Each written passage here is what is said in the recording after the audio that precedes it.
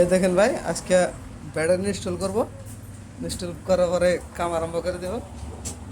যেহেতু ব্যাটারির জন্য কাম করতে পারি নাই, তো সব হয়ে গেছিল। মোটর ফিটিং ফিটিং যত কিছু সব ক্লিয়ার ছিল, খালি ব্যাটারির জন্য বসে আছিলাম। তো আজকে ব্যাটারি এসে গেছে। তো আমাদের এখানে আছে 48 ভোল্ট।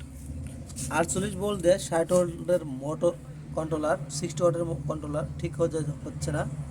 সেই জন্য আমাদেরকে আরও 12 ভোল্টের দরকার। সেইটা এনে আপনাকে দেখাবো সেট আপটা। তো guys, finally set up complete. আগে ছিল 48 ভোল্ট, এখন হয়েছে 60 ভোল্ট।